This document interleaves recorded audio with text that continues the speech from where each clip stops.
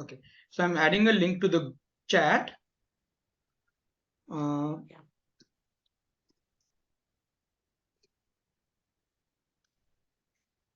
The site should be operational by day after tomorrow. You can just register on that, and you will receive intimations accordingly. On email. Okay. Okay.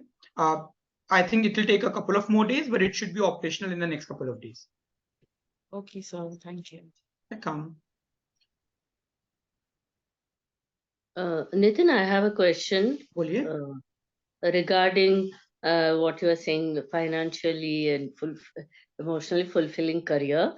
I did my CHCP level 1, and while we were taught about brand building and all that, I just tried to create a website with the help of a professional. But then I came to know it's not enough if you just create a website. You have to brand yourself as something different from, in what way you are different from others already established psychologists, because I'm also new to this field. I don't have masters.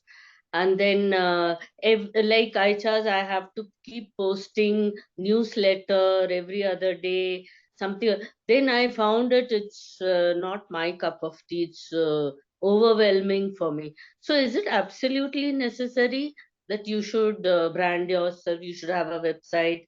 uh, I just want to know, or is it So okay where I'll I answer stand? this question right now. Is it necessary? If you have a lot of clients and the clients are free flowing, then none of this matters. Then enjoy with No, whatever I don't practice you have. have. Correct. See, But if you don't have, then this will be one of the ways of generating clients. but then Right? for that, the amount of effort, and then I'm not that creative, like writing a newsletter. Somebody, okay, opens a website for me. Beyond that, I don't know what to do. Then, So there are a couple of things that you can do. One,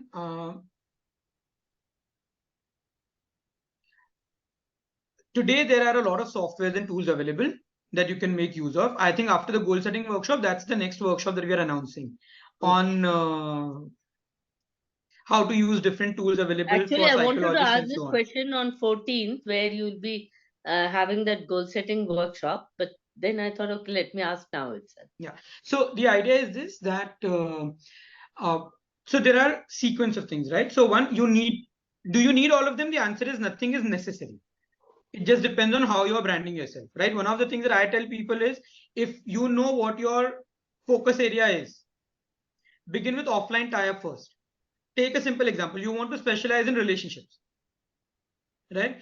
Go to divorce lawyers, have a tie-up with them. They have enough people who go to them. They go to the court mandates them to go to a counselor. Now, if you have a good tie-up with a good divorce lawyer, it works for you, it works for them. Do you need a website for that? Probably yes, because people will still research on you. But do you need to really create a lot of content? The answer would be no. Right? Similarly, if you are someone who wants to work with children, tie up with coaching institutes. So there are a lot of these offline tie-ups available if you know what your focus area is. Right? Personally speaking, I would still suggest have a website, because today we are living in a world where no matter who recommends whom, people will eventually want to search about them. Right? So they would still go to your website. So basic website is required. Your website, basic articles focusing on your niche, some articles on your key challenges and so on, and then probably a booking page where they can book the session. ये bare minimum. Okay. इसके ऊपर is फिर अब आपके पास कितना time है. And to be fair, content creation today is a lot more easier. There are a lot of tools, softwares available that you can use. And it's not just that you are generating content for the sake of generating content. There are really smart ways of utilizing those tools to customize that content to your requirements. Okay? So you can use those softwares, those tools. आज के लिए तो मतलब you have situations where you train the system, give it the keyword, it will generate the content for you in the language that you use. You can read it, fine tune it. It will create a video from it. Matlab, you are living in Nitin's world right now. Matlab, this is lazy man's world right now. Right? Plus, lastly, there is something that we are looking at adding on Wizard MHP, because a lot of, so this started with IHRs, where a lot of IHR students wanted websites and someone to work with them and so on. So we already have someone on board who will be offering services to Wizard MHP members at a subsidized rate for websites and for content creation and so on. It's just that we initially tested that person with ourselves. I was happy with them. Now we are testing him with the mentorship group. Once we are convinced that the results are good and the person is good enough for people to connect with them, then we can start talking about him as a part of Wither MHP. But that will be probably the next phase. So those peripheral services will get added to Wither MHP. We are just trying to figure out who are the right person, because we want to be very sure about introducing someone to the community. Eventually, it's our goodwill that we are banking on, right? So we don't want to compromise on that. Okay. All right. So cases, anyone who wants to discuss a case?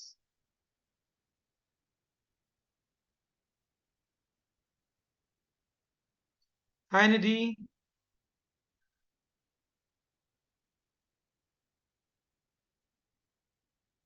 No cases? यार case discussion के group में आए, कुछ तो case बात कर लो. Hello, Can sir. I Good go ahead? evening. Good evening. Veena बोलिए. So it's not exactly a case. 2-3 times I've come across this situation that when I'm counseling, we come to a stage wherein the client says that, I know this is this. The client has all the insight into it, into the problem. He knows what is to be done, what is not to be done, but yet he feels very helpless. So nahi hota hai. For example, you can say the client is wasting a lot of time on cell phone. He knows that he's wasting time, but he just cannot leave it. So like this, I have come across 2-3 situations wherein the client says hota hi nahi hai, what do I do? So I sometimes get very stuck. Though the client has all the insight, he knows what is to be done, what is not to be done, and we also check on the motivation and everything, but still somehow they do not get on track. So I'm wondering if there is something more to it. What else can I try with them? Anyone who wants to answer that or take that up?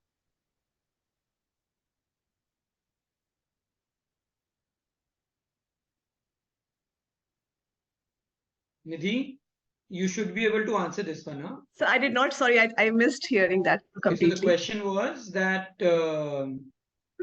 there are many times when clients come to you where the clients already know what they need to do, Uh-huh. right? But they are not able to. मतलब मुझे पता है कि मुझे phone के ऊपर time नहीं बिगाड़ना चाहिए, Okay. but I am not able to control that.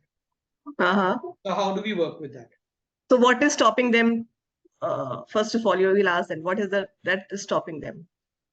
And based on that, we will work on the thought or emotion, whatever is there, that the reason. So examples बोलो. What are the Example? possibilities? So phone पे time नहीं बिताना चाहिए. So maybe the reason you're saying as a client, I should you're asking the reason. मतलब क्या what हो are the सकता है? probable things that Possibility. you will need to work with? We can work with the thought restructuring. If there's some thought that comes to their mind that is stopping them from not spending time on phone, so that we can work on that thought. Or if Perfect. there's some If there's some emotion, like if they feel certain way and then they that emotion makes them feel using their phone, or they feel lazy or they feel bored or something like that, so we can work on that particular emotion. And how do we work with those thoughts and emotions? Thoughts तो आपने thought restructuring बोल दिया. How do we work with those emotions? Emotions, we can do anchoring in this case. Okay, so to Veena, to answer your question and following up on what Nidhi said and what Bhanumati ji has mentioned about Vandan's statement. So in my assessment, clients come to us for this reason only, where they know, see, as a generic rule, we don't go on the road telling people come to me for therapy, right? People come to us because they want to create a change and they are not able to create a change. That's true. To that extent, every client that comes to us is actually struggling with this issue. That I know I should not be getting angry, but I get angry. Now what do I do? I know I should not be spending time on my phone, but I'm spending time on my phone. I know I should not smoke, but I'm smoking. So that conflict is inherently a conflict that every client that comes to you will experience. It will be rare for a client to come to you and not have that conflict. Right? Yep. Now comes the question, how do we work with that? So that's where there are interventions that you need to keep in mind. So that's one of the differences between classical therapy and the way the new age therapy happens. Classically, therapy was more about sitting and listening to the client, creating that space where they can vent out, right? Now, all of this works for clients who have immense suppressed emotions because you're giving them an opportunity to be able to express their emotions. Even with them, this is not enough actually, but at least this is a good starting point for them. But with people who come to you for their day-to-day challenges, procrastination being one of them, Yes. they can sit with you and talk about procrastination for hours, but that doesn't still mean they will stop procrastinating. Right? Now, True. this is where intervention-based works come in. So the most popular intervention-based work will be CBT. That if a client comes and tells you, I am on my phone, and I know I should not be on my phone, but I need to बेटा मैं कुछ काम कर रही हूँ.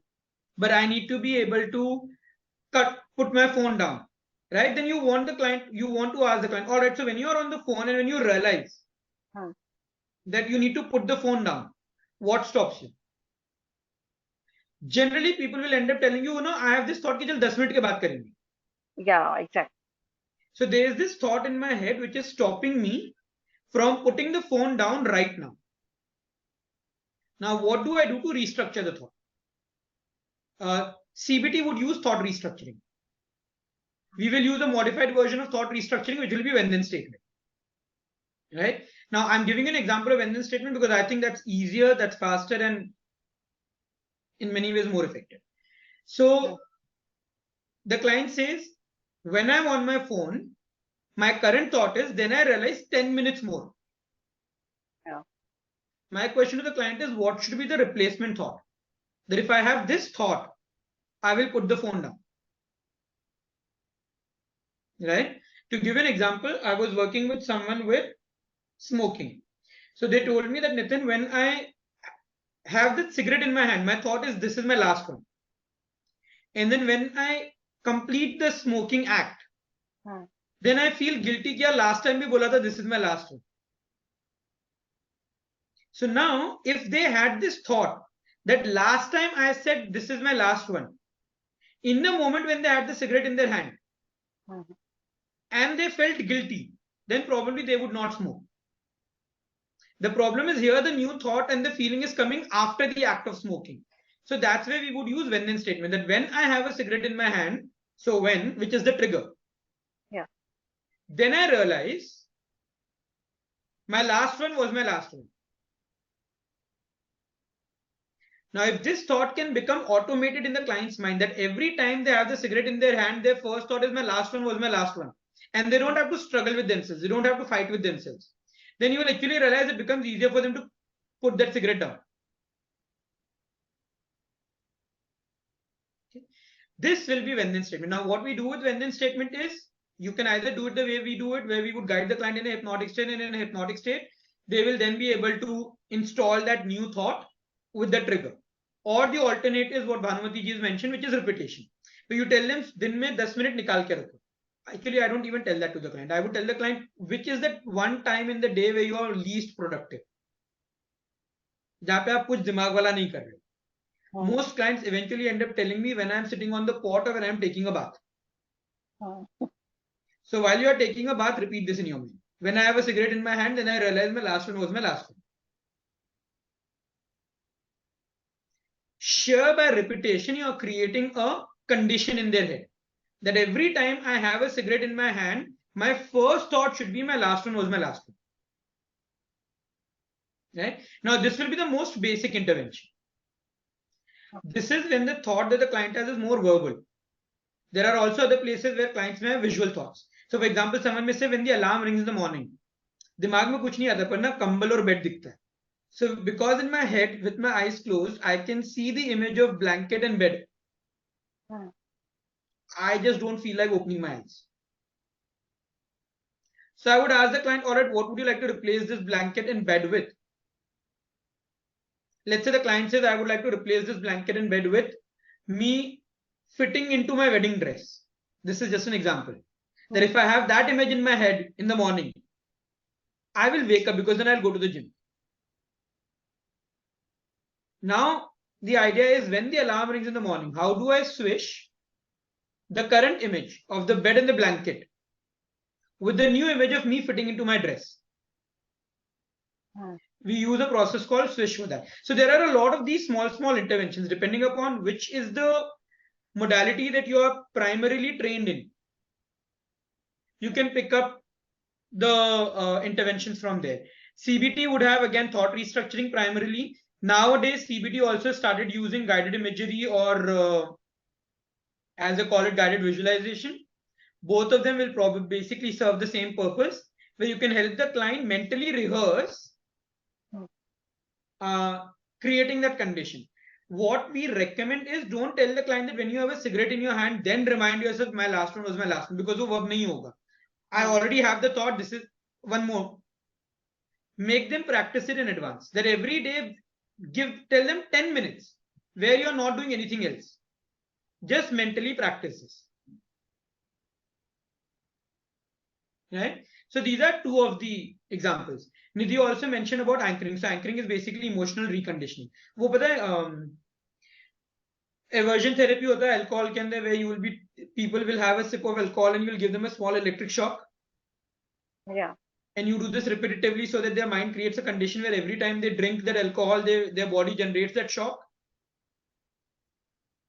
You can do that through a process where you can actually, so when we are working with smoking, for example, unless the client loves the smell of garbage, which you will check first, but otherwise you will create a strong association between the cigarette coming closer to their mouth and the smell of garbage becoming more and more intense in their mind. So there are specific interventions. These are all imagery based interventions, but they are very powerful interventions you can do with the clients. Right? These are again some of the examples. Again, going back to the example of smoking, many a times people have, you will realize that people quit smoking and then they take it up again. There is a relapse that happens. And it's not just a smoking, it will be with eating habits, it will be smoking, it will be exercising. So generally that relapse is an indicator of a secondary gain that's available in the background, which many of us have not acknowledged or explored or worked with, right? So how do you identify that secondary gain? There are multiple ways. You can either have a conversation with the client where you can just ask the client, when you smoke, what do you get that you don't want to give up? What is the benefit that you're receiving of the behavior that you want to change? Many a times the client is consciously aware of it. So once the client gives you the behavior, now you need to help them find another ways of fulfilling that. So smoking, a lot of people feel the company that हमने वक्त चालू किया था smoke करना when we used to be with our friends. So today, whenever I'm alone, wherever I'm very stressed, I have a tendency to pick up the cigarette and smoke. The positive intention over here is I feel relieved, relaxed, and I feel that I'm in the company of people that I care, even when I'm alone. Also happens with a lot of people with time pass eating, right? When I'm alone, I want to eat. If there's someone in the house, I don't feel like eating. Yeah. So why am I eating? Because in my head, there's a very strong association of eating with loved ones. So when I'm alone and my system wants to feel loved, cared for, it is searching for that feeling. Sadly, that feeling is associated with food. So whenever I feel that, I end up going towards food. So now either I need to have a process to be able to address this void for attention, care, love, or I need to help the client fulfill this void through alternate behaviors, which traditionally are called coping mechanisms. That if I want to feel love, what else can I do instead of smoking?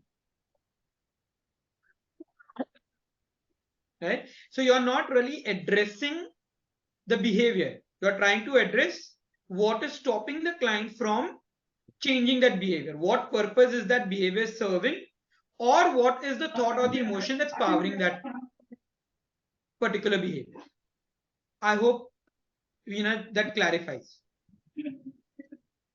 It does to some extent, but what I feel is that when it comes to phone, the thing is they need to use the phone as well. They cannot get rid of completely, like smoking or something. So it's more difficult to control. Actually, it's not. It depends on identifying the right trigger, right? So, for example, see, remember what we did was I said when I have a cigarette in my hand, then I realize. You can change this statement. So when I have, so let's say the client says that I start watching Facebook, and then on Facebook I end up spending a lot of time. So utilizing phone is not a problem. Right. Investing an X amount of time on Facebook beyond what is required is the problem, right? Exactly. So check with the client, when do they realize that this is a waste of time? So if the client says, when I start watching reels, फिर वो घंटों निकल जाते हैं, Yes. then your trigger will be this. When I have watched the second reel on Facebook, so that's the trigger. Then I realize, and then the new statement. So you can always make the more precisely defined your trigger is, the easier it will be for you to work with clients. It's not really about phone or not phone, it's about where the phone becomes a problem, and that becomes the trigger. Absolutely, yes. Right? Makes And total sense. that is doable. Yeah. Nitin, Thank can you so I much. add something? Suppose a client says, I don't want to, I want to come out of this. So there has to be a strong motivation to come out of it, no? So what difference it will make if I save time on Facebook or addiction? If that difference is very strong enough, strong motivation, then that can make me stop wasting my time. So we can work on that. So the idea actually is this, right? That you help the client recognize the benefits of quitting something. Now, the thing is, the client knows the benefit superficially. Otherwise, they wouldn't come to you. They've just not explored the benefit in depth. So you will want to sit with them and help them explore the benefit in depth. In that benefit, you will find what the new thought should be. This is where we use that future statement. Correct. Okay. So for all of you, the process that we generally follow is this. The client comes, they describe their problem, we help them summarize the problem using a single statement. There's whichever model of therapy you're using, eventually you will need the client to define the problem. So you help the client define the problem, you help the client define the outcome. Outcome will be exactly opposite of the problem. If you've defined this clearly, this will never be a problem.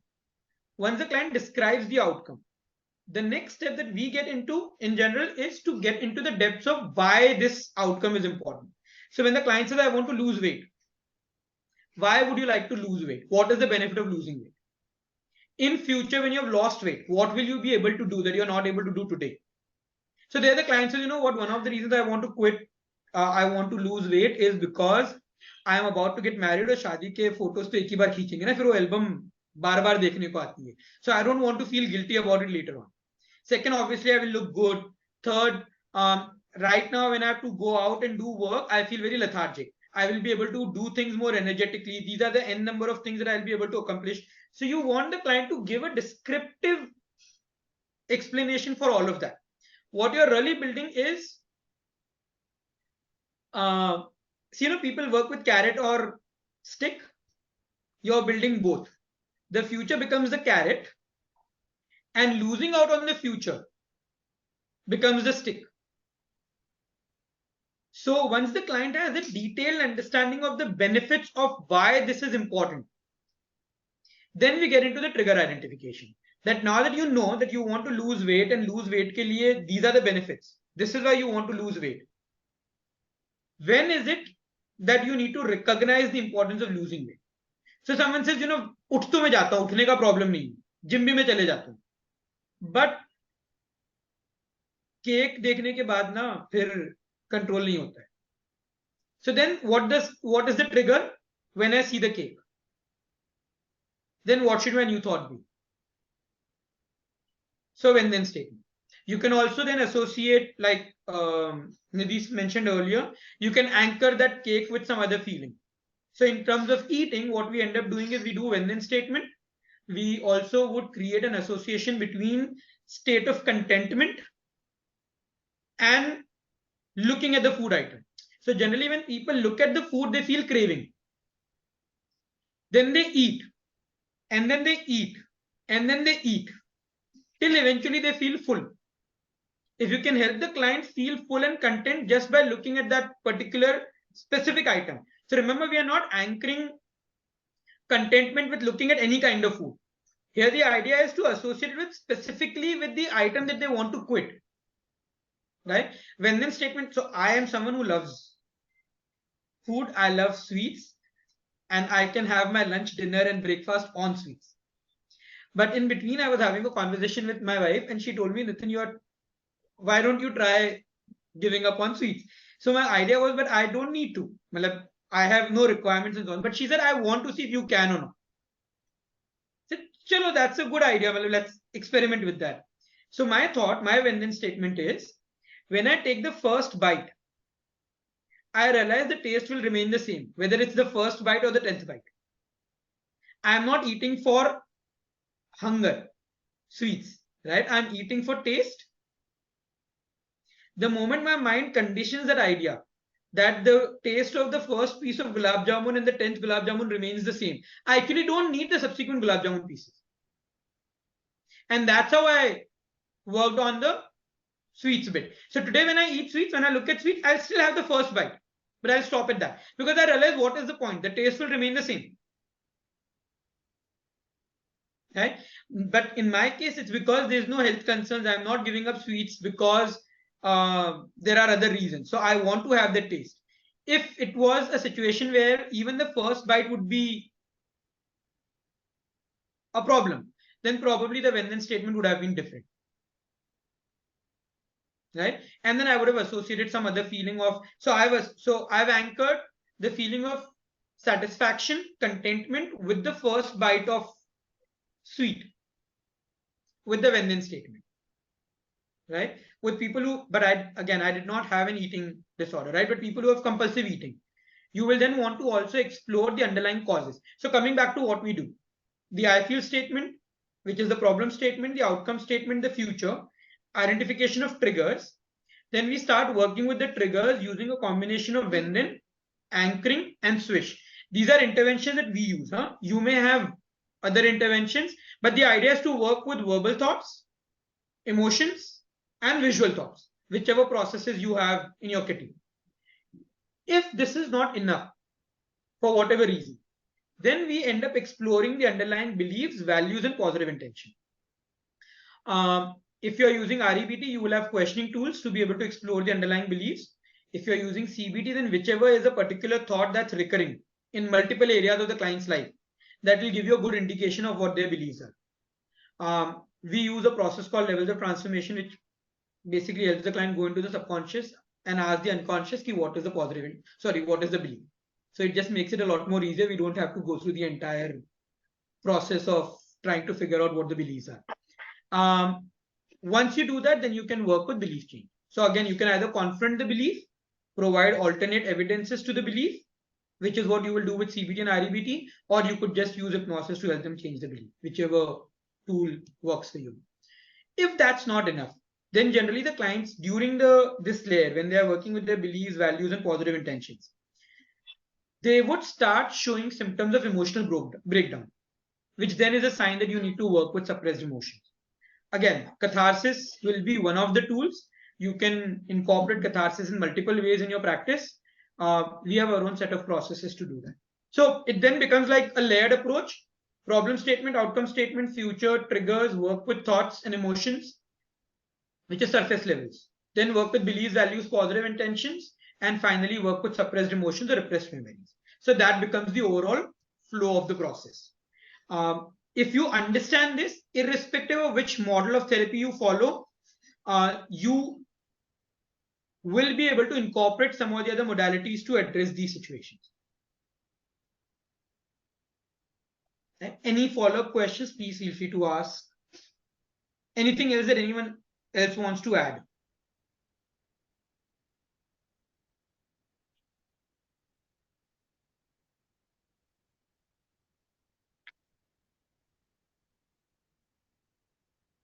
All good till here? Any other questions?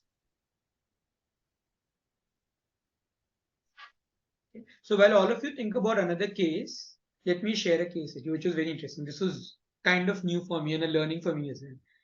So most of the times when clients come to us for sessions, they come to us because they're looking for resolution. So as therapists, we also have a tendency to jump into the solution mode. Right? Kacha, what can we do to help them resolve the problem? Now, this is a client who came to me who is a student of ours. So she basically knows all the interventions that I know. She is quite capable of running most of those interventions with herself. So she comes and she tells me that, Nitin, I have been having an issue of clenching of jaws. That my jaw would just clench. I have learned enough to know that I'm suppressing anger. I've tried every intervention in the book. I've tried my Gestalt learnings. I've tried my CBT learnings. I've tried the interventions I've learned with you. I've tried reframing. I've tried inner child. But for whatever reason, that clenching of jaws is not stopping. So I checked with her. All right. Since you've already done so much, what would be the cause of the clenching of jaws according to you? She said, like I mentioned, I think it's suppressed anger. So I asked her, when do you get angry generally in your life? And she said, I have my family members who are very supportive. They are very loving. But they're just trying to firefight situation. The moment I go to them and I tell them I have a problem, they want to provide me with a solution. And that really frustrates me. Because I feel that I'm not getting a chance to feel what I'm feeling fully, to share my feelings fully. And that really frustrates me. And that makes me go very angry. So I asked her, all the interventions that you have used with yourself, what has been the focus for each of those interventions? She said, to try to resolve the problem. So I said, and what about being able to experience that problem fully? Did you do any process for that? And she looks at me and she says, actually, I have not done anything like that. So we did a very simple experiment. I asked her to close her eyes, a bit of hypnosis, meditation, whatever you want to call it. And then I told her, mentally tell yourself, I understand that a part of me is suppressing anger. I promise I'll not try to resolve this. I promise I am going to give that part of me the chance to feel it fully and express it fully. And you could literally see the jaws relaxing after that. Because there are imagery processes that we do, and she has already been trained by. She told me, Nitin, the moment you said that to me, I could see the inner child coming into the room and telling me this is what I was waiting for you to recognize you don't need to solve everything. Wow. So many a times, obviously, then there is still a process that follows after that, which we would do in the coming sessions.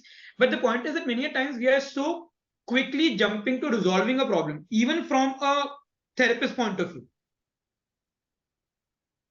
that we forget that the client may just need some time right now to feel it fully and to express it. And remember, in the entire situation, the client did not really tell me what she was angry about. She did not have to express it to me. When she was in touch with the child shared with her. I still don't know what the anger is, what the cause of anger is.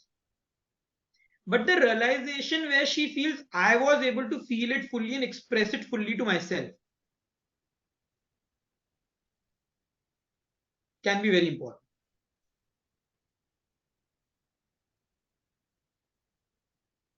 So be on a lookout for these things. These are small things, but things that we generally end up missing out on. Okay. Any other case, any other questions that any of you would like to ask? Nitin, if there's no one, then I would like to discuss two cases of mine. Boliye. Okay.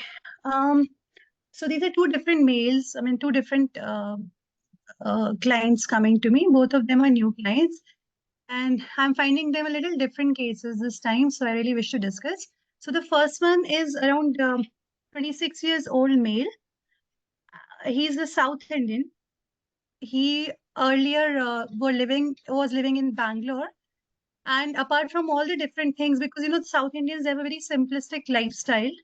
So he found that over there, the lifestyle was a bit different. More than that, he found that his relation with the relationship with the girls are very difficult for him. Uh, he phone में finds he it is not मैंने sorry, laptop में sorry. Laptop में उठाएगी क्या है कि Okay, Sorry, I'll so continue. I'll background, continue. you can Yeah. continue. So basically, yeah, the major thing which he mentioned over there was that I got dumped by one or two girls and I got cheated as well. Then now he's in Mumbai and now he has a clash with parents on a very regular basis through the phone calls, video calls. Because he feels his mindset is not matching. Because again, now when he is in Mumbai, one is cultural shock. The other thing is that he now being at this age and he is at a very good job, he wants to gel up with girls, but what he feels is that every time he wants to gel up with some girl, the moment he is a little emotional, a little sensitive, he says the girls they find me that, you know, it is not going to work out. He says that it's like everything backfires, and sometimes it has even happened that the girls made it a public issue. Like once he messaged someone at 8 p.m. because I asked him the time, and he said I simply wrote hello, but the whole thing became a very messy affair next day in the office. I only wrote that hello. I mean, what happened in the meeting? And now, currently, he says that my mother is telling me to just refrain away from the girls, not to mingle up with anyone in any manner. Father is not that strict. Both of the parents are doctors, a well-educated, well-cultured family. And he says now, number one, he doesn't like going back to his hometown because he says, I find it very simple. I find that life is here in Mumbai. And the second thing is he really wants to gel up with girls, which he's just totally unable to do. Before coming to me, he has already seen some psychiatrists, some counselors, a group of counselors, and he said they have finally told me that we are just not able to solve your problem. We just cannot. There's no such cases exist in practice, so this is very difficult to actually work on. He says the major thing which is given to me the label is that I'm socially excluded and I'm socially challenged. So yeah, these are the major things, and I really asked him that why then because you say that you have a problem in dealing with girls and talking to them, then why have you chosen a female therapist? And so he said that because I really want to understand the female psychology, maybe you can tell me how to actually deal with females, and that is the reason I've chosen a female therapist. Probably it might not sound a difficult case to you, but in my experience, I mean, I find it a little, not. I mean, I'm finding it a little clueless how to give it the right direction to sort it out so that the client should be, on the right receiving end. The client should benefit. So your views actually. Anyone who wants to first share anything from your side in terms of what Neha can do?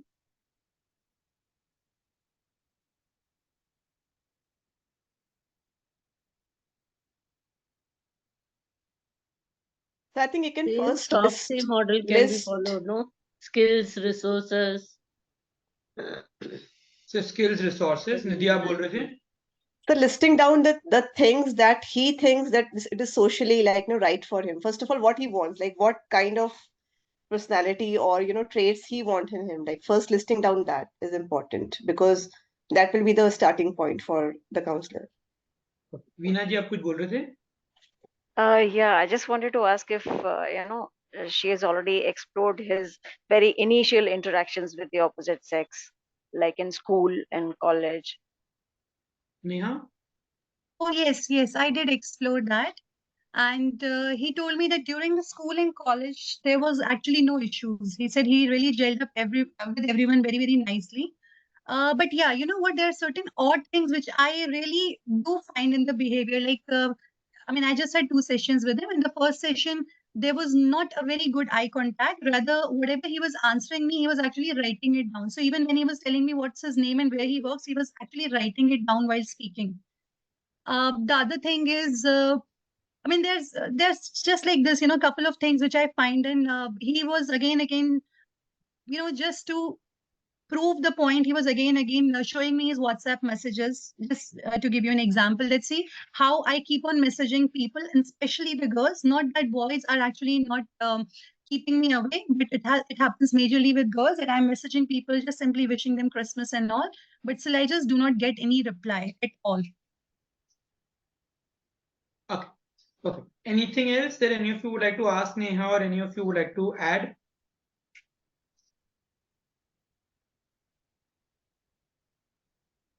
Now, just one question from my side. Have you been able to help the client define their problem in a line or two?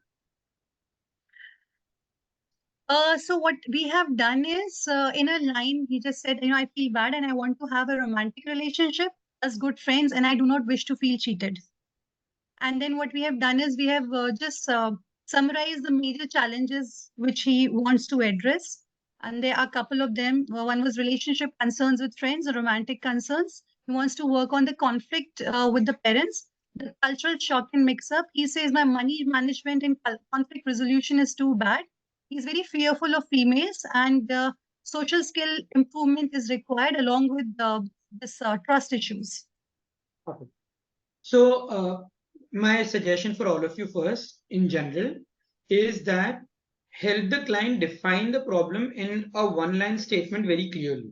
Because if you have that definition clear, both you and the client know what you're trying to address.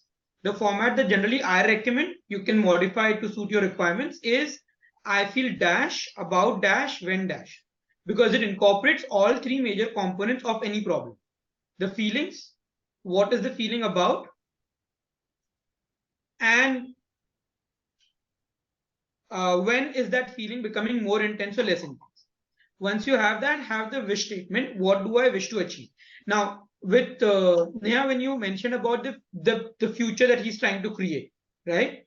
Take more observable indicators of how would he like his behavior to be with female and with male, both in general. What would that romantic relationship look like? The reason why we explore that, one is, like Bhanumati ji said earlier, is the motivation. But second, many a times clients want something that they have not been able to clearly describe in their own head. And because they've not been able to describe it, they don't know what to do next about it. To give you an example, I think I've shared this example earlier, where I was working with someone who came and told me that, Nitin, I have been meditating for the last 15 years. And I have not experienced bliss. Can you help me experience bliss? I asked her, how do you define bliss? What would bliss feel like? She said, I don't know. Because I've never experienced it. And my answer to her was, so then how do you know that you have not experienced bliss? Maybe you have experienced it, you have just not identified it.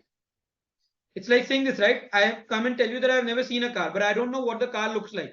I would have seen it on the road, but I did not know this is car. So I asked her to describe to me what would that bliss feel like. How would she know that she has experienced bliss when she's meditating? When she gave me the indicators, then it becomes easier, because once the client has a very clear picture of what those indicators are, the clients can tell you, of this is what I'm not able to do. For example, I want to go to a girl, look into her eyes and tell her hi. Nitin, Smile on my face.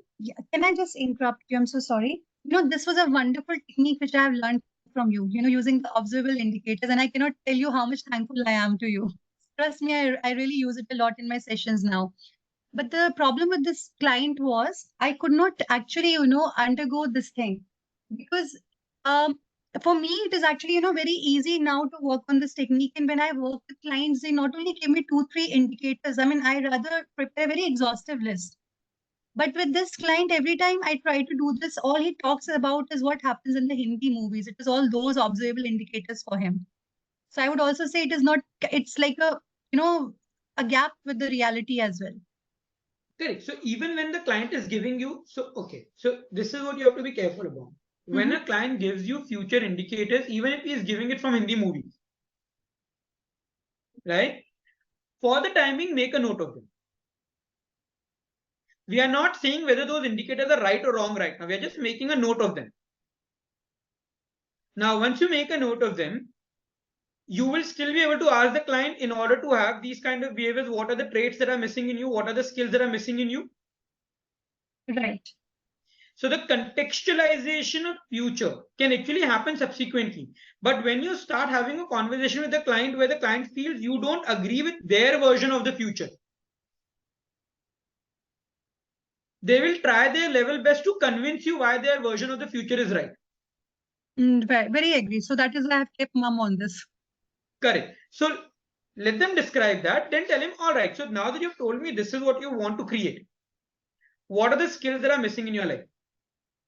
Now, what will happen is the client will tell you the skill. It's just that these are exaggerated versions of application of that skill.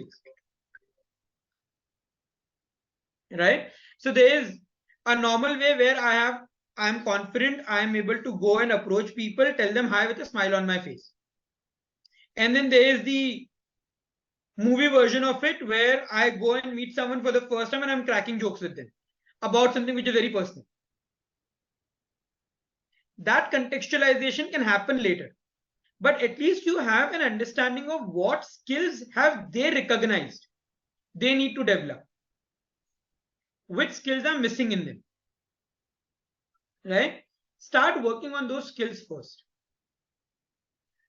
The challenge that you will face is, in a situation like this, many a times the client would say that I am very scared of even trying and attempting these skills with people now, because I don't know how would they react.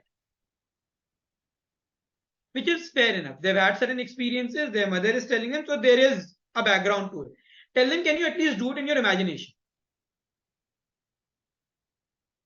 So their imagination becomes a playground for them to experiment with these strategies. Also check with them, when the client tells you that I want to be in a relationship, what kind of a person would you like to be in a relationship with? Now this becomes an important question, because this is where the client will see a mismatch between their imagined future and the person that they want to be with. It's like someone coming and telling you, I want to be with someone who's very smart, who's very intelligent. Right? But a smart, intelligent person would not want you to treat them like a rowdy actor would treat an actress in a movie. So that creates a space for you to help them contextualize that. Iske aage, where once you've done this, once you've got them to list the skills down, right? And they've told you what skills they struggle with most, you'll have to help them create a plan of action for that. Now, wherever they are struggling will determine what would your next step be. But at least to begin with, this is the initial set of things that I'll do. The future, go along with whatever future they tell you right now, that's okay. The skills, the task list, and then figure out what part of the tasks they are not able to do. Speak to me after that and I'll be able to give you a better idea of what to do next once we have the tasks in hand. Okay, so one thing, I mean, rather two things which I thought, I mean, I have actually given him a hint that this is what I'm going to do in the upcoming session. One was the role play. And then I told him in a very basic way, we are just actually going to go out of the counseling room and we are going to interact with just normal walking by and the people who are just walking by. He was very happy with the idea, though I do not know how successful it will be, but yeah, let's see. So my suggestion would be, Neha, before you do this in the real world situation, I think what you just said, person imagination would be a better idea, and I'm thinking. correct, because wo wahan pe na, they have the they, otherwise many a times when you help clients go into the, when you make them do behavioral experiments by going actually out in the real world, there's a lot of resistance that I will go wrong, and at times they end up going wrong not because they would have gone wrong, but there's so much Fear. anxiety of going wrong that Yes. they end up making mistakes. Fear of fear. Correct.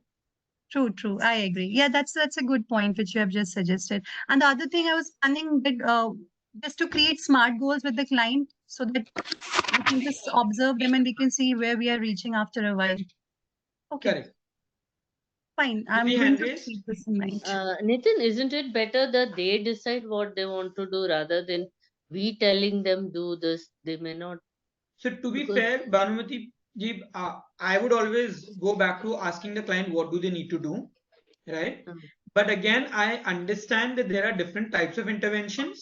We have the flexibility to just guide the client in a hypnotic state and check with them what needs to be done. There are people who may not have that option. So there they need to depend on probably the strategies, the behavioral strategies that they have learned as a part of their curriculum and so on.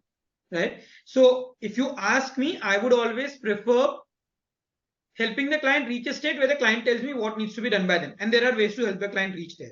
Right. But in case you don't have those interventions and you're not left with an option but to go along with uh, a lot of these behavioral intervention strategies. Does that make sense?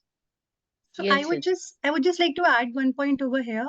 Well, of course, I do not use hypnosis, whereby I would, just get the indication. So what we do is, my base is CBT. So what we do is, as I said, we prepare a list of challenges, and then I ask the client to prioritize it. So the client is going to tell me that this is the area on which I want to work, and each and every session is never fixed. Just at the beginning of every session, I'm going to ask the client, but is this the right direction you want me to go in, or do you want to change the direction? And sometimes the clients, they just absolutely bring completely something new, which is okay, which is just agreed upon. So Correct. that's the So Neha, the flexibility I can difference offer. is correct. So the difference is what Bhanumati is saying Mhm. is what you're saying about the indicators are correct. That the indicators come, the challenges come, you prioritize the challenges, the client decides what challenges to focus on, right? Right. But how you focus on those challenges. For example, when Okay. you mentioned to the client that we can go out in the real world and interact with people. Right. Now that is a suggestion coming from you. Yes, got But you. that's Yeah. also because you're trained in a modality where you've learned and understood these True, behavioral experiments, right? true. What Bhanumati ji is saying is, would it be a better way for us to help the client figure out what would be the best way of addressing this Got challenge? it. So that's where the Yes. difference is. Got it. Understood now. Yeah. Okay. So I don't know if somebody is waiting for the second question, or I'm going to pop it up. I mean, Ek minute, So I because have I a think on the same thing, Nidhi has something to say and Benaz has also something to say. So Nidhi first and then Benaz after that. Yeah. So actually, I just want a little more clarity on this, which when we say that, ask the client to imagine that, implementing that skill. So can you just clarify why we are doing this at this point? Like, what is the purpose of this? So no, mental rehearsal hai. Huh. See, okay. So when you work with clients who wants to speak on a stage, Mm-hmm. they need to be able to speak on a stage, right? Right. There are two places where the client can do it. Either the client can do it in their mind or the client can actually go on the stage and do it. Mm-hmm. Where would they feel safer to do it first? Initially in their mind, like, yeah. That's the answer. Okay.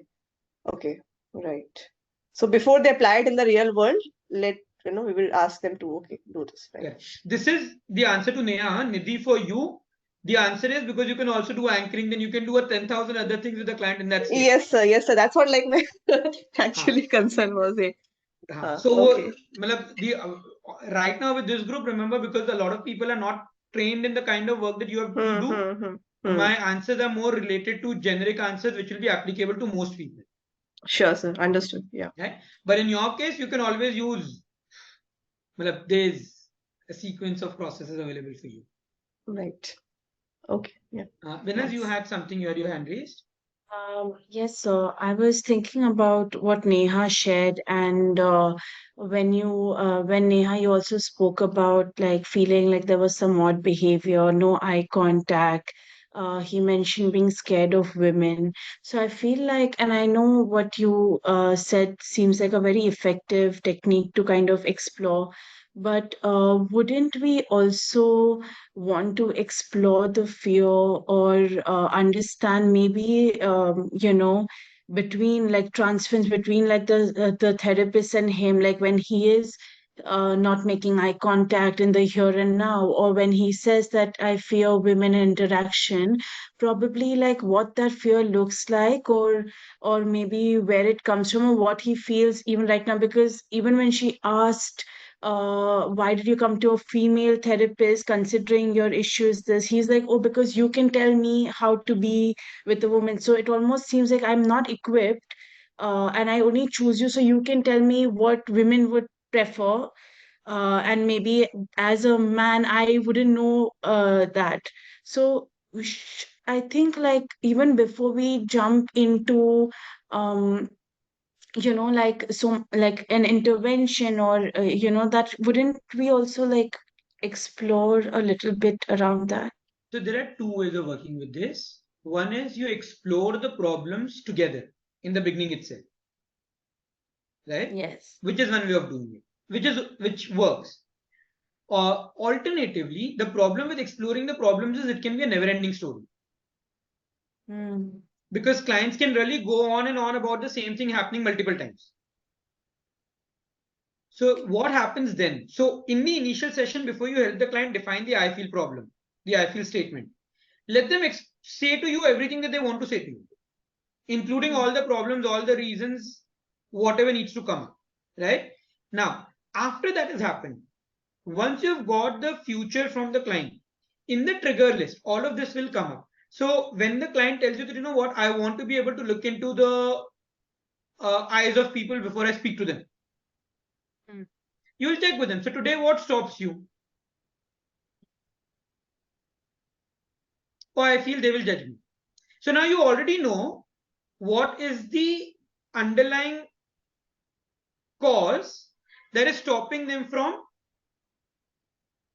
taking the action that they want to take. Now, I agree and I understand that right now the underlying cause is more like a one-line summary. Yeah. There could be a story behind it, why the client feels judged. Yeah. Which then brings us to the question, do we need to always explore the story? The answer is depends. So again, the way I would work with it, I would begin with the symptoms, work with the summary version of the cause, which then becomes the when then statement and anchoring and all of this. If that's not enough, then the client will tell you. For example, when you ask the client to imagine that in your imagination, go and have a conversation with someone. If the client has underlying causes, they will refuse to do it in their imagination also. Okay. They will actually tell you that, even in my imagination, when I'm going and telling a person hi, they are giving me this nasty look. Mm-hmm. That's the beauty of the mind, right? Because eventually, when the client is imagining, they are trying to imagine certain things consciously. Right. But there is a lot of hidden input that's coming from what is the underlying cause of the client's problem. So today I was working with a client. This was very interesting. She wanted to engross herself in prayers for God. I asked her to define what does that engross in prayer to God mean. She said, I just want to sit and pray to God. And I asked her, what does prayer mean to you? She said, see, I want to say chanting, but I get very bored. So then what? So she says, one, I don't want to get bored with chanting. Second, from my childhood, I've had this image in my mind that I want to imagine a shivling. I am putting certain water on that, then I put some milk on that, then I put certain flowers on that, then I am sitting and chanting. So this is the imagination that I want to do. This will be my way of showing my love for God. This is brilliant. So what happens right now? She says, every time I try to do this, once I have put the milk, before I put flowers, I can see someone peeing on that shivling. And she says, I don't know why does this happen. Every time I've tried this in my imagination, it just doesn't work. So do you see the beauty of how the mind works? Yeah. Now, the moment I know this, they're all right, I want to pray in this format, but my mind is adding that peeing in the middle of the entire imagination. Now that is what I can explore. So depending upon how I want to explore, I can go into a cognitive conscious conversation with clients. What does peeing mean? And have you ever noticed this somewhere in the past? And I can get into that story. Right? But this is more relevant because it's coming specifically at a time frame where the client is stuck with not being able to do something that they want to do. So similarly here, if we are doing the imagination with the client where the client in their imagination goes and talks to a girl, and in their imagination they say that, the girl is giving me a very nasty look. Now what that tells us is that the client's mind realizes there's something in my behavior which is not right. but I am not able to figure out what that problem is in my behavior. Now, if you're using CBT, you can use fly on the wall. Tell the client, move out of your body, notice yourself in your imagination having a conversation with that girl. What was the behavior that you got engaged in? What was the expression on your face? Where were your eyes? What was the tone, volume, pitch that you used, which could have probably bothered the girl? Ask the boy, have you noticed someone else who's very comfortable talking to girls? Be a fly on a wheel in that conversation. And that's where the client will be able to figure out the difference. That all right, the strategy that that boy uses or that man uses is this. This is what I'm not able to do.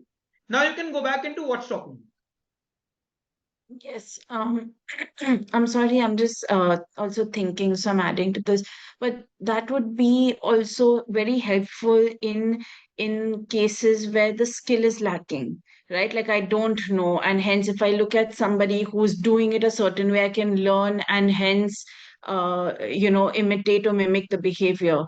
But considering what Neha spoke about, even in her interaction, with him, probably shying away or not making eye contact or fearing or all of those things, wouldn't like you tap into, just transference or here and now? Like I'm probably maybe also because I'm built that way to like practice that way. Uh, but I'm just feeling like this would probably solve more of a limitation of a skill than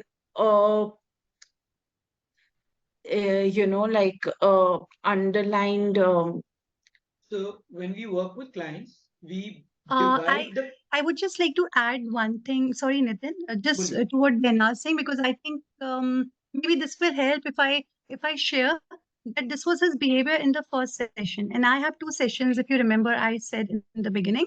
In the second session, right after the first 10 minutes, my session was 1 hour long. Right after the first 10 minutes, my client's behavior changed completely. He was not writing anything. He was making a very good eye contact with him, and the whole session he was completely engaged. And this is something which I even remarked at the end. Uh, Not directly, but very indirectly, I did remark that is it a I mean, can it be a possibility that probably there are many reservations in his mind that probably he himself actually judges a lot his own behavior, his own mannerism, and maybe this is the reason if he was feeling maybe open and welcomed in this conversation, he was absolutely like feeling normal. I mean, of course, I never put it across like this way, but yes, I did actually mention that indirectly. So perfect. So that's This what I makes was about. sense. That's what I Yeah. was coming to. That when we work with clients, one of the ways we divide the client's problem is in terms of skills and state. Right? Uh, how do you know whether a skill is a problem or a state is a problem?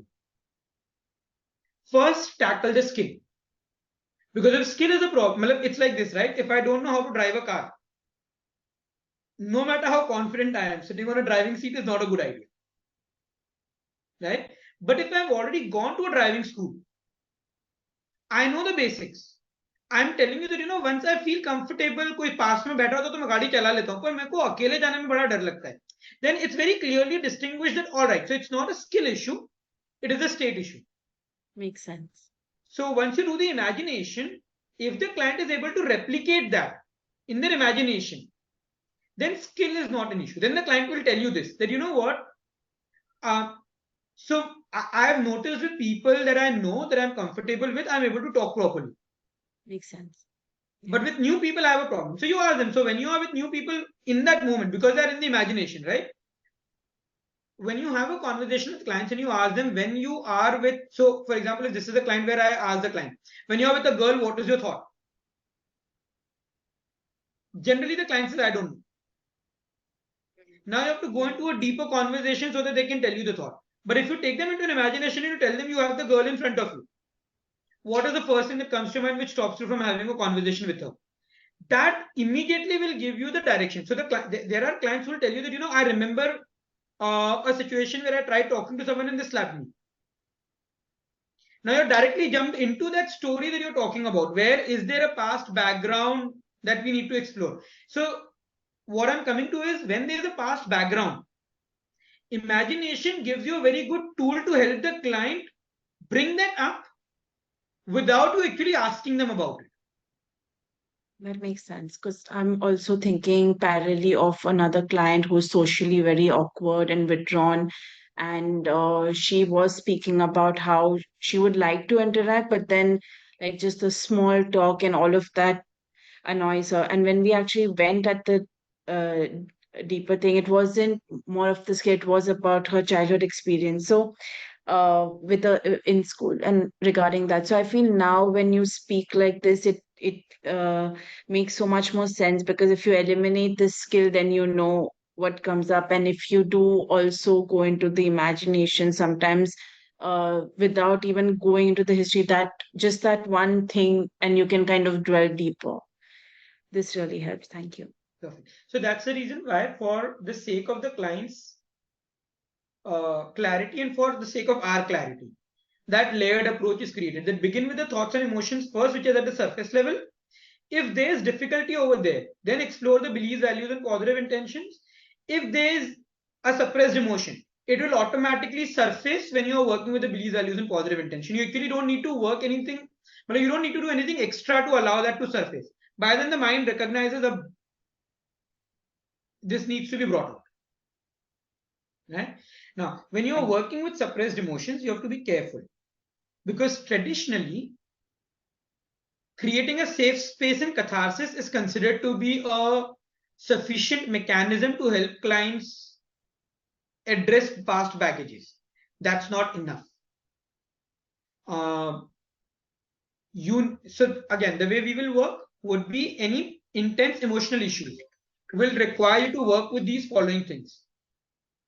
Help them identify the emotion, release the emotion.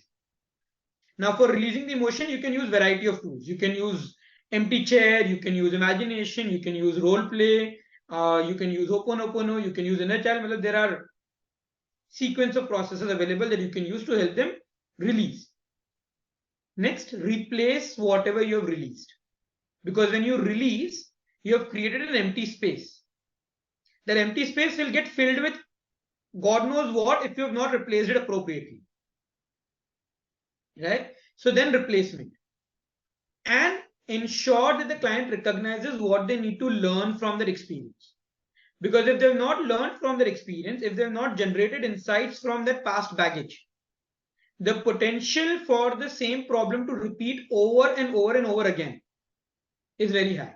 And that's the reason why you will realize people go through patterns of relationship where every pattern is a new relationship, but the same relationship. Right? So those four become the non-negotiable components of working with intense negative emotions. Okay. Now, how you want to exercise that depends on what interventions are available to you. Thank you. Welcome. Now you were about to discuss the second case. Yes, Nitin, but before that, let me thank you so much. You have beautifully explained everything. Thank you very much. It gives a lot of clarity. Welcome. Yeah. So I'll go to the next one. And this client, when he came to me, he is like 31, again a corporate sector employee. And when he came to me, the history which he shared with me, that he was diagnosed by a psychiatrist with anxiety and depression in 2019, and he was given the medication.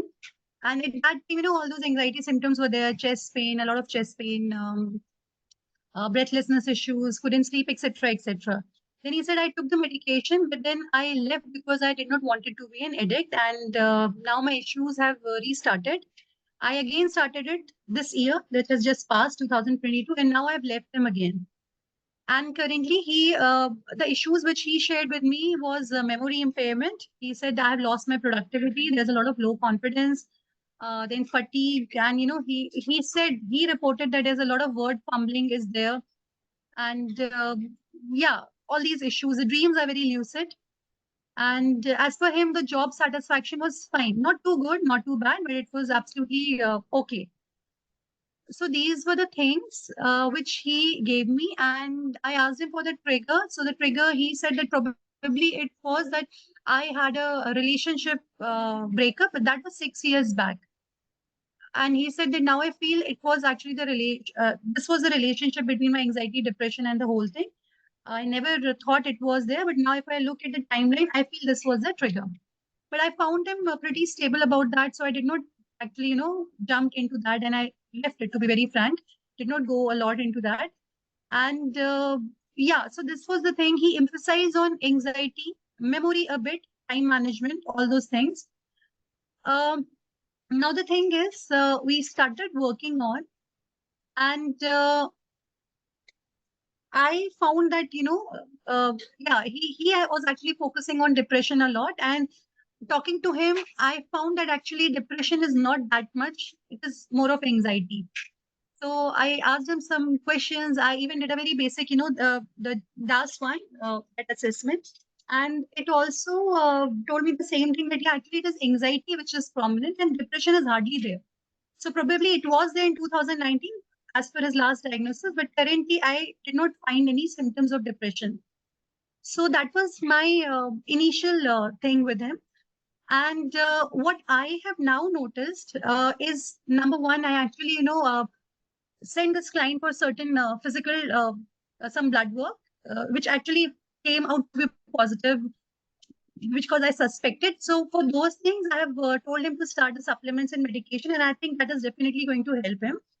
The other thing is certain interventions I have started. He said that, yeah, it is going better. Now, all of a sudden, in the third session I have met in the last time when I met the client, he was extremely bothered about his memory. He said, all of a sudden, I feel this is going really bad. Though the way he was defining, I found that as if it's kind of the brain fog he's trying to describe.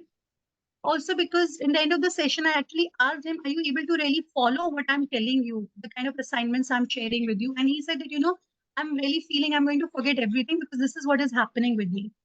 Though what is reported by him and what is happening in reality are two different things. Because like he says, I fumble with words, but I do not find him absolutely fumbling with words. He is absolutely crystal clear. There's many incidents which I asked him to quote for forgetfulness of his memory, but to be very frank, he's not unable to quote them. So either he's forgetting or he's actually, not having that wide, maybe there's not that wide gap, because people sometimes have perception and sometimes it is very bad. So all those things are there. Now I'm able to take care of the other things. One of the things I feel brain fog. I mean, I would like to know your expert opinion. I feel that brain fog or, the memory impairment, forgetfulness, of course, can be a neurological thing as well. But many times when we have extreme amount of anxiety, that also actually impairs our forgetfulness, if I'm not wrong. Depression, anxiety, all these things actually work heavily on them. So though I am going to work on his anxiety, but I would still love to hear, the things which you can actually suggest me so that I can work more efficiently on this. Anyone who wants to take that up first?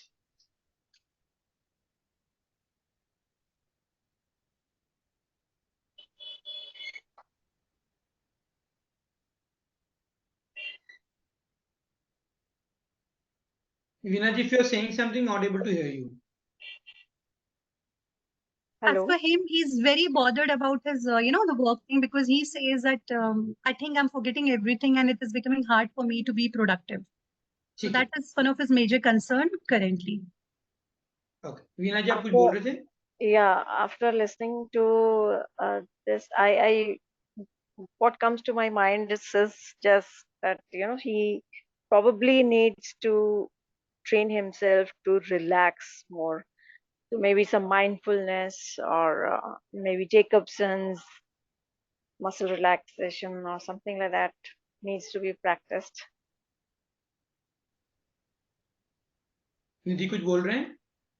Yes, I think first of all, what is the outcome? The first thing that what is the outcome that is looking for, and I think what are the areas which is getting affected by the kind of the forgetfulness which is experiencing or whatever. So what are the areas which is getting affected? Why? I mean, so first figuring out those areas, and then we can start working towards that. I think probably this should be Work. As for him, he said it is work which is getting affected. And what exactly in work? Like listing down all the things, that what are the triggers and what are the areas, what are the particular work experiences that is not able to As for him, probably. he's unable to be that much productive as much he should be. So it's like, something has to be finished in 1 hour, he's going to take 3 hours. And talking Okay. about the triggers, as for him, there was no trigger. As for him, it is just like that happening. Of course, these things doesn't happen like that. So we tried to have a conversation about them. So finally, what he has now told me, I told him to take his time and think about it. So he told me that now when I think about it, I feel that when I'm at home, because he's in a hybrid setting, so when he's at home, he's actually quite relaxed. But when he's working from office, he's more anxious. So I believe it might be more forgetfulness also in office, but this is just an assumption. I have absolutely no idea right now.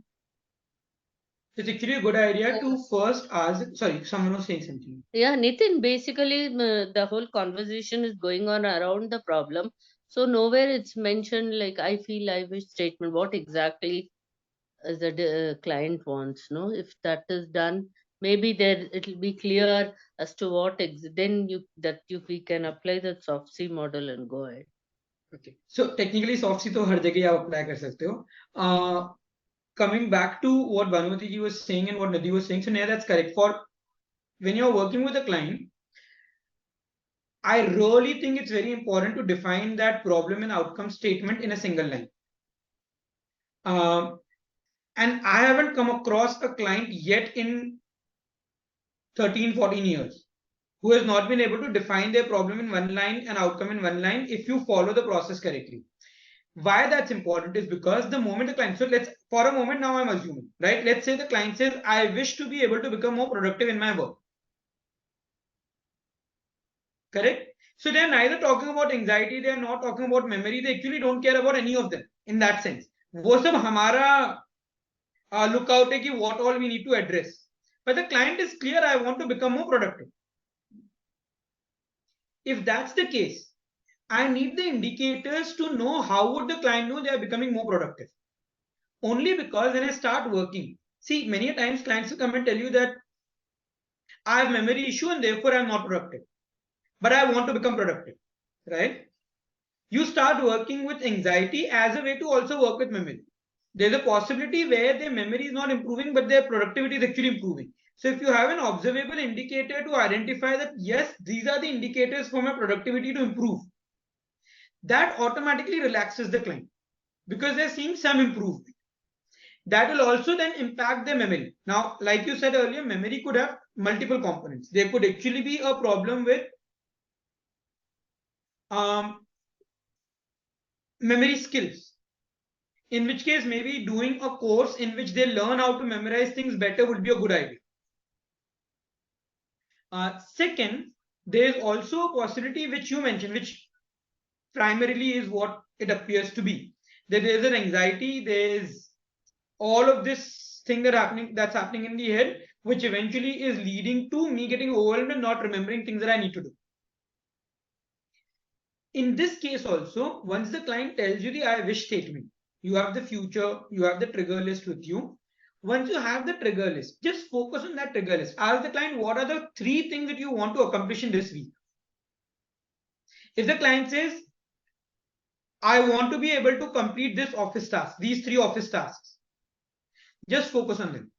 When you start focusing on them, you will start realizing where the problem is. So when you start focusing on the first line of work, right? For example, can you give me one example of something that the client wants to do but they're not able to in their office, or that takes them a lot of time? Yeah, so Nitin, my approach is different. So I'm just wondering, shall I be like starting with I wish statements? Because I saw even last time you really emphasize on that, because what I really emphasize currently is on making the SMART goals, and that we follow. Make the SMART goals. Just that Is before that okay? the SMART goals is okay, but SMART goals the way I would work is the next step. See, okay. The way no, first is a basic one-line goal which I take from the client.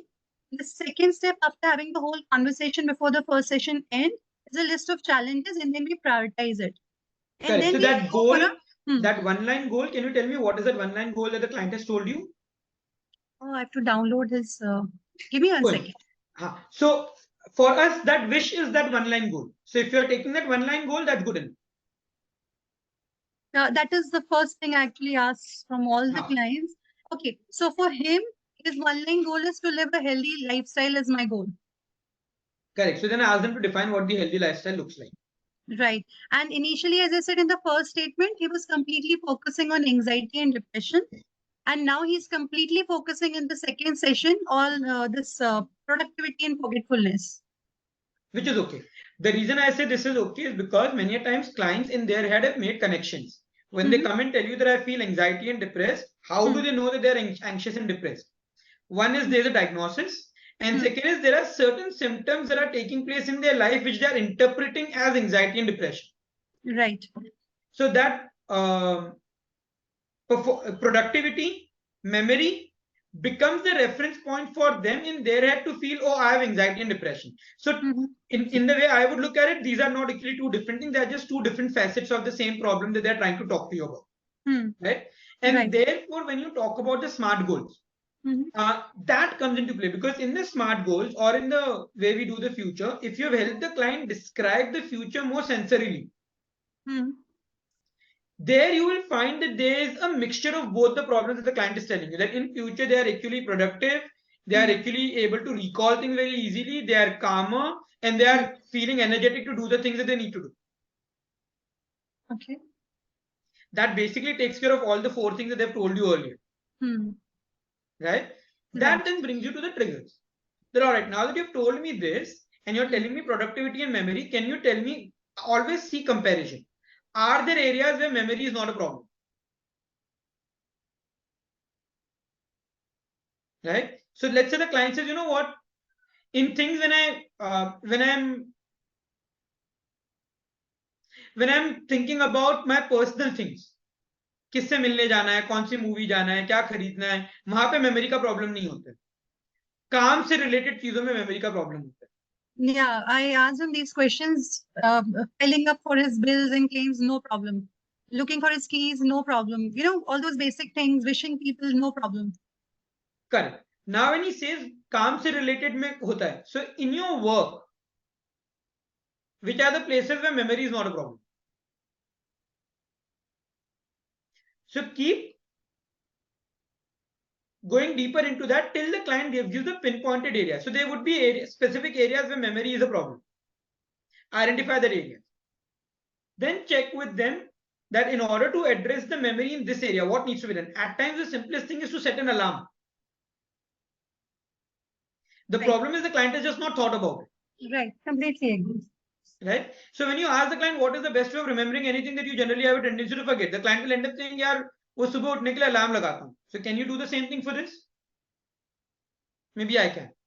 So begin from there. Now, what you're doing is again not addressing the complete problem, but you're making it See, many a times when you're working with clients, to resolve the complete problem, you may require 8, 10, 12 sessions, right? The client is struggling with the problem today. They don't care about what would their life be after 12 sessions. So you also want to be able to provide clients with temporary short-term relief. These small things about setting an alarm, about writing it down, the client may tell you, but मुझे नहीं लिखना है. I want to be able to remember. The answer is we will work towards that. But abhi ke liye, so that things become easier for you. Is this a strategy that you've used earlier also? If the answer is yes, let them begin from there. That will make their life easier. That will automatically relax them. And then you can start working on other things. Now, specifically coming to anxiety, right? Where there is generalized anxiety, where a client is telling you that I don't have any triggers, or I'm not able to identify the triggers, or that 80% of the day I'm feeling anxious, right? Then working with trigger-based approaches may not be enough. Because even if the client gives you triggers, there are too many triggers. आप हर trigger के साथ काम नहीं कर सकते हो. There, working with symbolic work is better. So if you're into art-based therapy, using that can be very effective. We use something known as transformational metaphor. There would be a video of it on the iChas YouTube channel. Just search for transformational metaphor and I think you should be able to do that. Or just on the iChas website, search for transformational metaphor and you will get the steps and the video demonstration of it. For clients where they don't know what their triggers are, this is one of the most remarkable processes you will come across. I can give you an explanation of why that works in a retrospective manner, but at times the result that I get with this is something that surprises me also.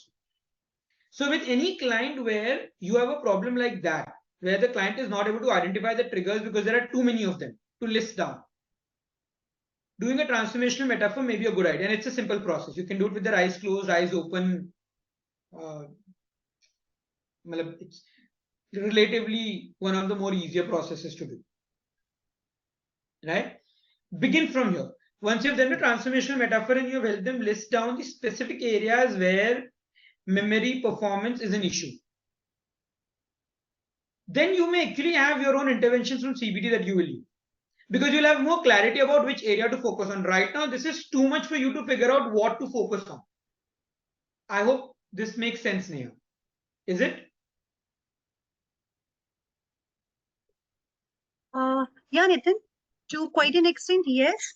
Though I just have one question, what to do, like, with this thing when he says all the day I'm feeling very dazed. As I said, it is kind of a brain fog he suffers from, and what he is describing actually. And what he says, it's very hard for me to focus on the conversation sometimes, even what is going in the session or when I'm, dealing with people normally.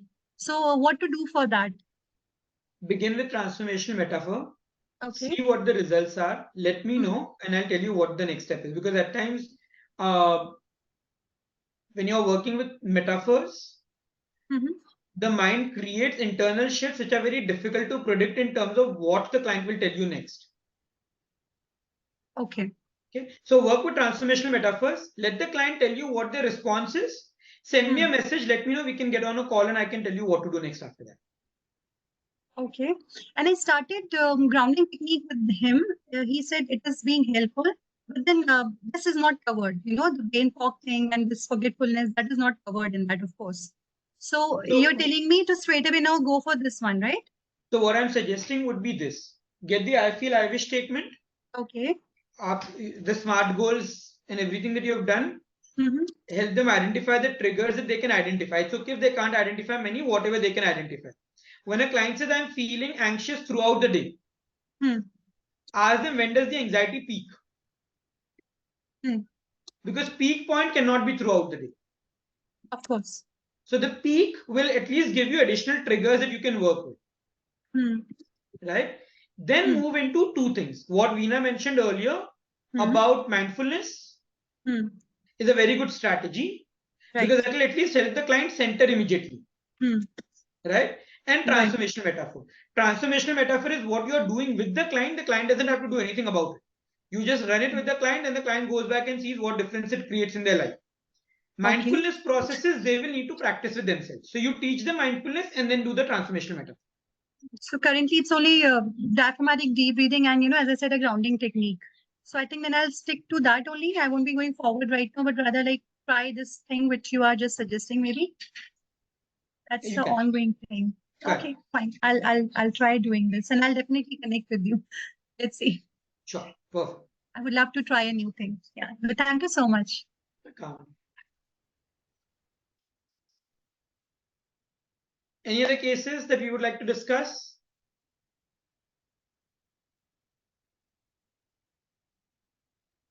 So there's this one case.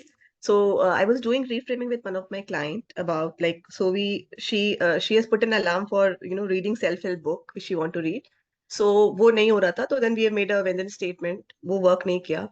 After that I've done reframing. So while doing the reframing, first of all she was like very resistant. She was not connecting with the part, and after so she was continuously telling कि मुझे पता नहीं है, मतलब I've connected or not. I don't know. Finger installation I've not done with her. I just asked her to connect with that part. So finally she got like connected. She said, yes, I got connected. But the part is saying it's a waste of time. You will not gain anything. Okay. So that is a positive intention, right? That's the intention that she got. The intention is to save time, yeah. Huh. Sorry? The intention is to save time. Save time, huh? So Then again I ask her to, मतलब the second जो step होता है उसका कि ask with the part, is it okay if you work with a positive intention with other behaviors? So continuously she was saying no, I can't connect, I don't know, I can't So connect, and नहीं she आएगा यहाँ was पे. So नहीं sir. आएगा यहाँ पे उसका reason है. When the client says that I am doing something which is a waste of time, right? Then in my head it's already there that it's a waste of time. Okay. Even if I try to save time in other ways. The question is, why am I wasting time over here? Okay, got it, sir. Yes. Right. So a better process over here would be parts integration rather than reframing. Acha. Okay. That one part of me feels this is a waste of time, and another part of me still wants to do it. So obviously that other part is also trying to achieve something, right? And then see what will be the best way of moving forward from there. Okay, parts integration, right, sir? Yeah. Even I was not able to, मतलब logically make sense of it कि मतलब क्यों connect नहीं हो रहा है, या मतलब that point of time I was not able to make a logical So sense of connect it. नहीं हो रहा is a separate thing. If the client says I'm not able to connect, then probably they are not able to connect. So that's okay. What is our what do we say about resistance in terms of clients?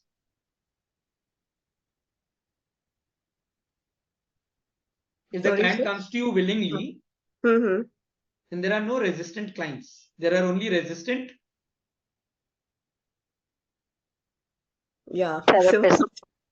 there are only resistant therapists. Yeah. Right? So then whatever approach we have followed, probably that approach was not working. So maybe you needed to do something else before you jump to reframing. Okay. Did you install the finger signals?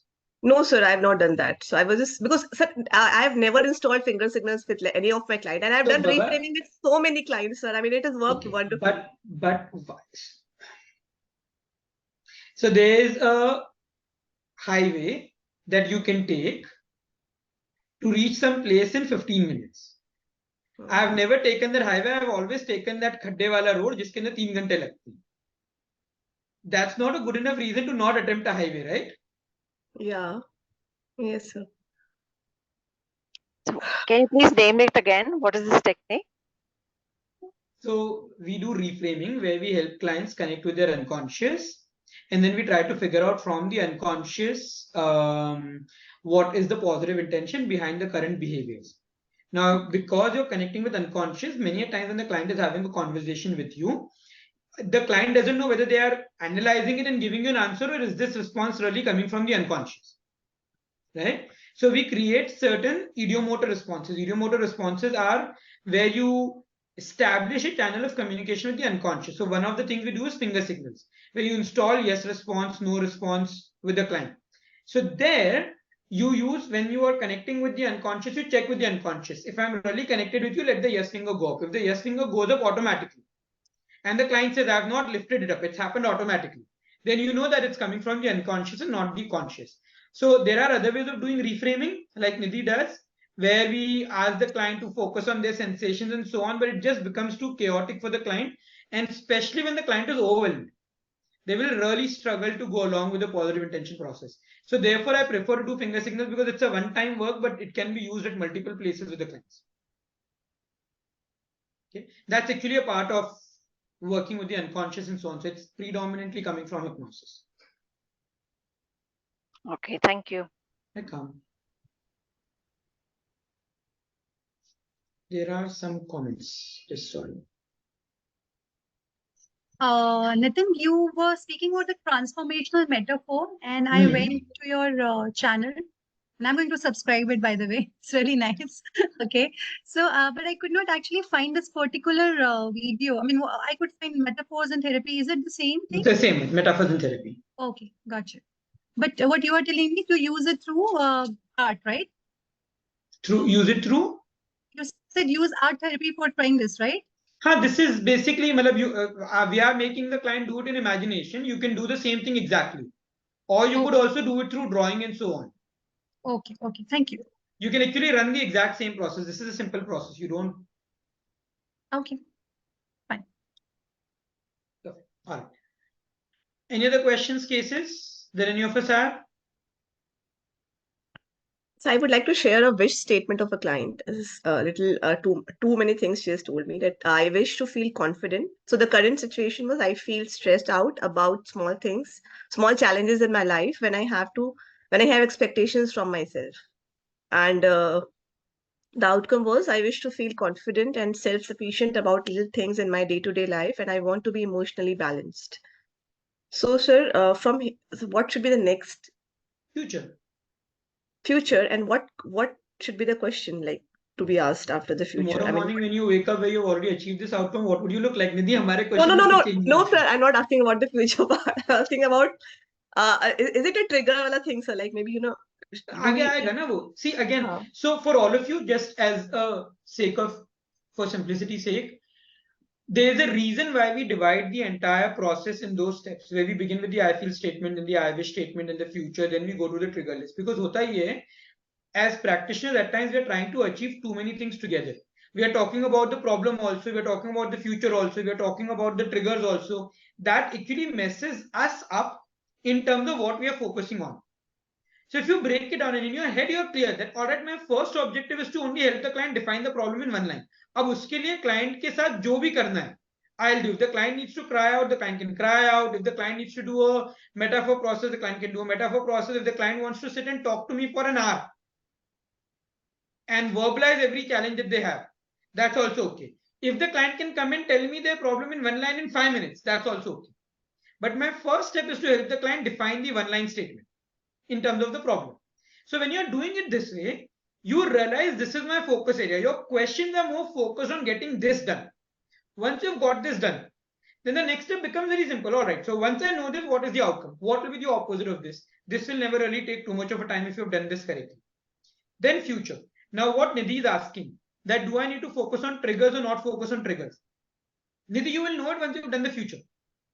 Because once you ask the client to describe the observable future, they have a clear understanding of what future they want to create. Right. Ask them what is stopping them from creating that future. That gives you all the triggers. Right. But अगर आप future के अंदर trigger ढूंढने की कोशिश करोगे तो वो खिचड़ी हो जाएगा. Right, sir. Right? So take the future, let the client describe what the future looks like, and then ask them, in order to achieve this future, in order to create this future, what are the steps that you need to take that you're not taking? Right, sir. That literally gives you the trigger and the task list. Right? Now, depending upon what interventions you want to use, you can go ahead.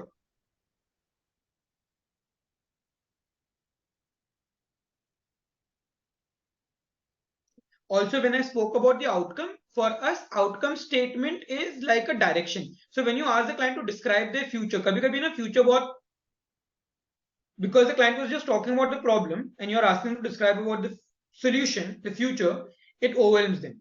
So you go from broad to specific to something specific and then broad. So jitni problems hai bata do. That's being very broad. Summarize into one line. So now you're getting into specifics. Since you know the problem, define the outcome in one line. You're going to specific. Now that you know the solution in one line, only keep the solution, let it play in your mind, and then describe to me what the future will look like. You will realize it becomes a lot more easier for the client to give you those sensory specific outcomes or futures after that. Right? So actually client feels much better after defining the outcome himself. Like उसको पता probably होता है हर but outcome define करने के बाद the client कहता है कि मुझे half that I ask her for the feedback like after the session I always ask said कि मुझे तो आधा तो मुझे अभी अच्छा लग रहा है at least I know what exactly is the problem like an outcome statement and the problem is so in corporates when they set goals and so on, Google uses a system called OKR. What it begins with is objective as the first thing that's defined. Anything that you want to achieve, what is the objective of achieving? For us, that objective is the outcome. Then comes the key results. What will be the key indicators that you have achieved the objective? For us, that becomes the future. And then based on that OKR, your KPIs and other things will be defined. That becomes the task list. Right? It's quite effective. You're doing the exact same thing that we are talking about, but in a corporate setup. What is the last thing, sir, after indicators? Then you have the key performance indicators, and then based on that, they will have their processes created and their Okay. incentives defined accordingly. Right. So you can literally take soft C, change the terminologies, and it becomes a corporate coaching, executive coaching model. Okay, anyways. Are we all good till here? Any other questions, cases? Nitin, I have a question regarding all these I wish, I statements, the outcomes. Is there any video which actually talks about them in detail as well? On the YouTube channel for iChars, there is if you want to go into depths of concepts, then there is a playlist called True Talks for Therapists. Okay. These are 1 hour videos, 22 videos, I think, which cover different facets of what you will work with clients and how you will work with clients. So that's if you are interested in going really in depth, right? That in depth is still tip of the iceberg, but that's like quite comprehensive in terms of tip of the iceberg. If you're looking for quick techniques, steps, then there is another playlist called Quick Tips for Therapists, where all of these things are defined in 2 to 3, 4 minutes videos.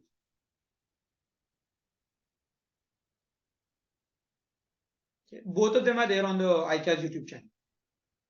And these videos are really helpful, sir. Very helpful. I need to start creating those videos again. They've stopped in the last few months. Oh, sir, please create. I'll start probably next month. Really helpful. Nitin, one question regarding the videos, Ada. Since you just said you're going to start again, and I'm the one who really wishes to start right from the scratch to make the videos. I never tried before. And if you can just suggest, the mics, I mean, that would be really helpful. A good mic you might be using.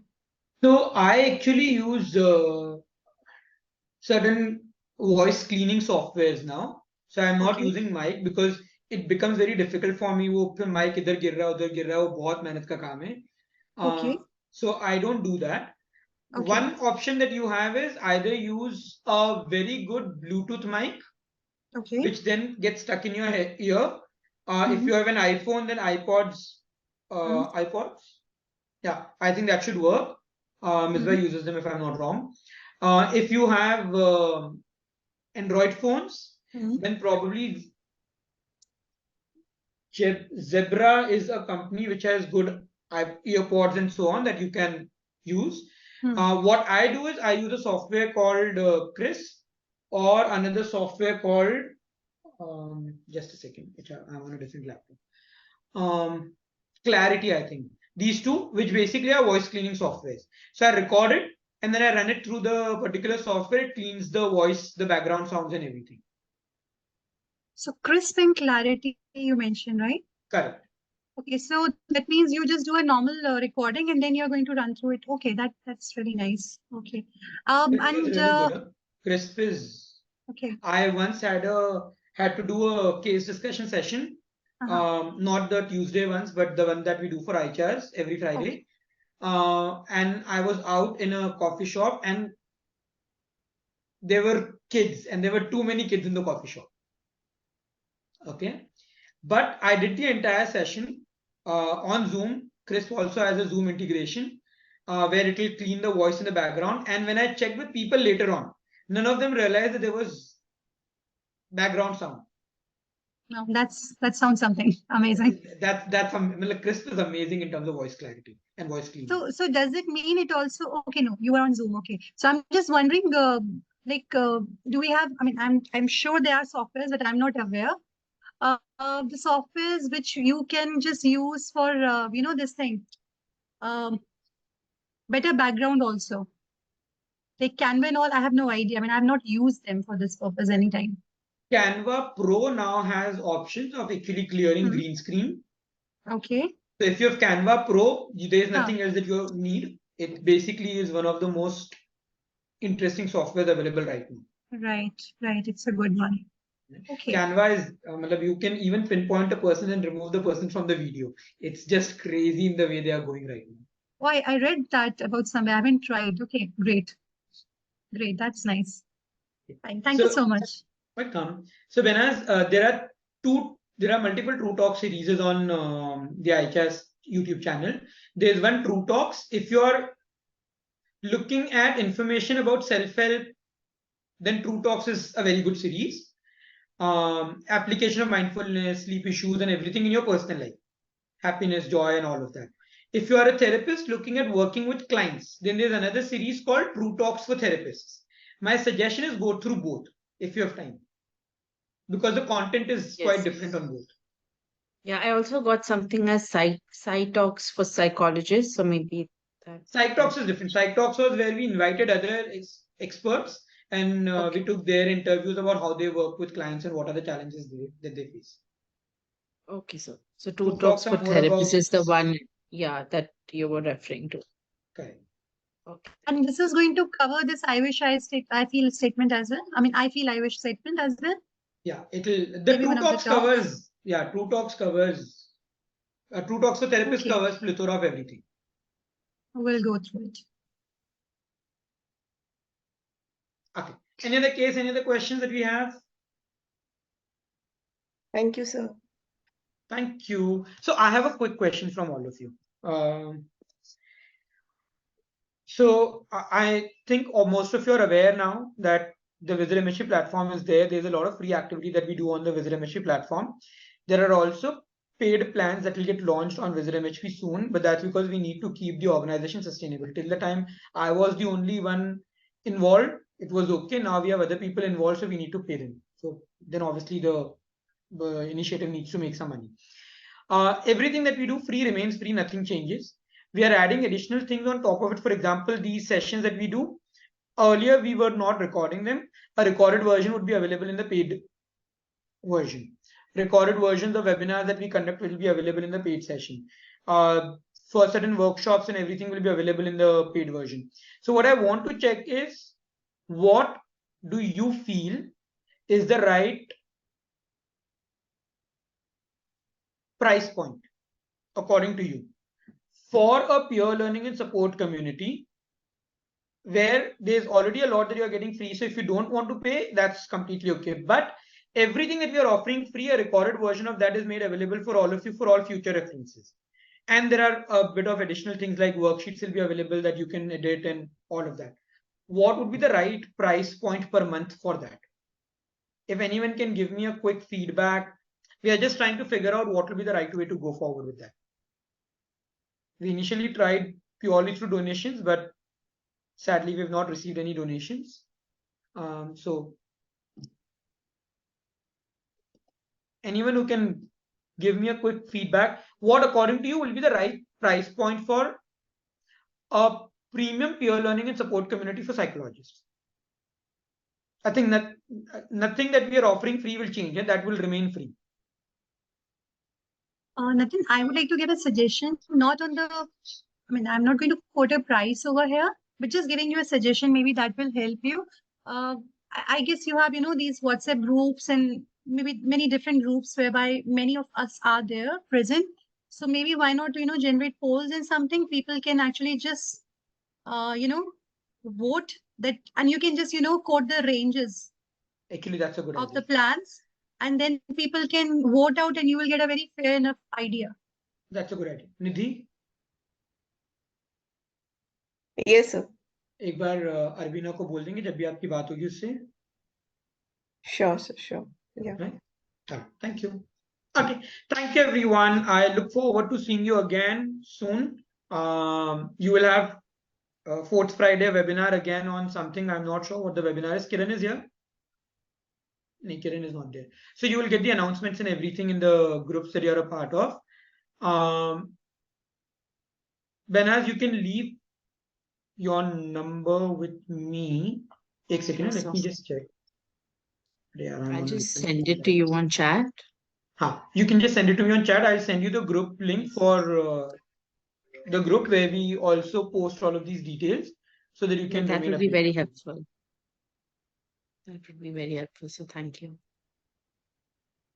Okay. I'm going to do it the other way around because I'm actually on someone else's PC right now, so मैं copy paste नहीं कर पाऊंगा. Sure. I'm sharing my number. Just send me a hi on that with your name, so I'll add you to that Sure. group. Please.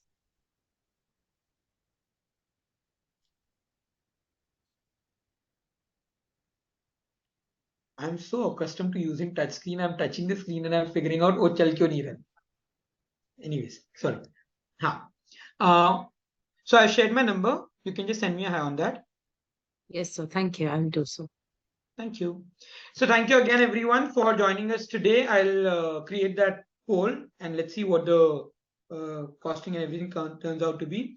I look forward to seeing you again next month for sure. Before that, on this Saturday, there's a goal setting workshop for psychologists that we are doing for free. If you would like to be a part of that, I think the posts have already gone into different groups. Fill in the form that is there, so that we have the records and we can get in touch with you and add you to the required groups. Thank you. Bye bye. Take care. Thank you so much. Thank you so much. It was a great session. Thank you. Thank you. So